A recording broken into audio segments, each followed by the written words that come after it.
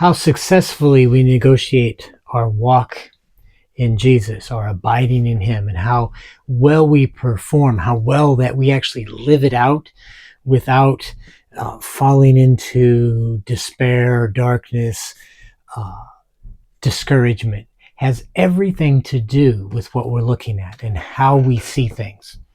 And one of the scriptures that shows that is in Hebrews 12, where he talks about considering Jesus, lest you grow weary or discouraged. That's like verse 3 of Hebrews 12. But I want to look at the first couple verses in Hebrews 12. And these are really significant, but I want to look at it in just a little bit different. So Hebrews 12, of course, follows Hebrews 11. In Hebrews 11, the writer of Hebrews is talking about faith and what it is. And faith is, this is what the truth is based upon the word, the revelation from God. And I adhere to it and I cling to it no matter what. That's what becomes the truth, the anchor of my life. And I set everything upon what that declares, not how it seems like or what I'm feeling like. And so he goes through in chapter 11 all these different individuals from the scriptures that serve as examples, as witnesses to us of what it is to live by faith. And this is how God sees them, because we could look at each one of those individuals, or many of them anyway, that we have information on, like Abraham, and say Abraham faltered. But Hebrews 11 does not see Abraham's falter. It sees the way God sees, which is at the end of the story, that Abraham was fully convinced and that he lived according to what God said. It doesn't show his failures, his shortcomings. And that's really important, is we need to realize that God sees the end from the beginning. So he is calling forth and seeing what actually is to be, what he has determined ahead of time. And so he knows that about you.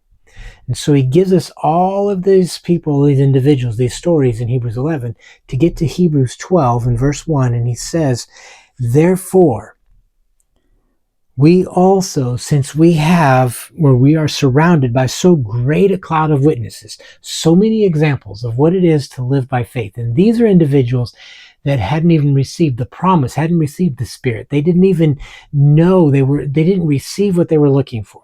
They didn't see it in their lives. They didn't receive it, and they were living it. And so he says, we have these examples. So therefore, because we've also received the promise, we have the Spirit, we have God with us revealed in a very real way. Jesus reveals the Father. The Spirit comes and speaks of Jesus, which is speaking to the Father, because it's all wrapped up together. He says, because we have this, we need to lay aside every weight and the sin which so easily ensnares and traps us, holds us back, so that we can run with endurance. Endurance. So you have need of endurance, he says in chapter 10, that we can run with endurance the race that's set before us. And then verse 2, looking unto Jesus, the author and finisher of faith. And then talks about how he did it. He went through what he did because of the joy set before him. But what I want to show in here, and just a simple little point, the weight and the sin which easily ensnares us is seen not according to truth, but according to something else. It's looking at the wrong thing. It's understanding the wrong thing and taking it as true, and shaping my life around that. So it's living with the wrong perspective. I'm believing something that's not true, and what does it do? It ensnares me, it weighs me down, it causes me not to finish the course that's set before me, it causes me to grow weary and tired and to falter on the way. I can't run a race that way. And the race he gives me is one that's already been won. It's already secured. The victory it's a done deal. But when I've got the wrong perspective and I'm looking at it the wrong way, I can't even run that race. I'm getting weighted down, dragged down, pulled down. It's like dragging all this extra weight, this bags and boxes and everything with me that I don't need, that will not allow me to run the race because my perspective is wrong and I'm looking at it wrong. How do I correct that?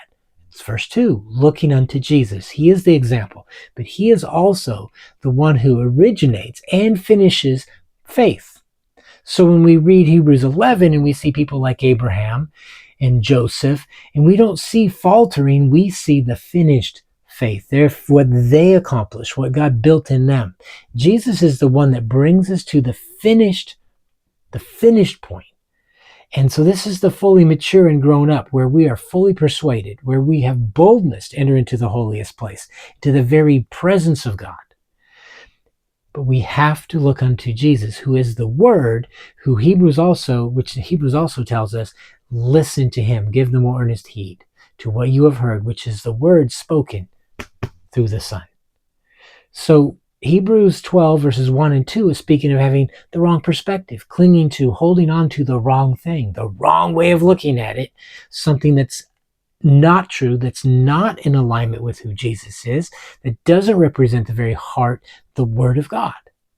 And so we get anchored, we get drawn back in, and our faith is in him, in who he is, who is the author and finisher, who is at work in us, and we are his workmanship. The wrong perspective will weigh us down, that we cannot run the race set before us. But as we look unto Jesus and we feed upon that and we abide in him, we truly can run the race, victoriously overcoming all obstacles.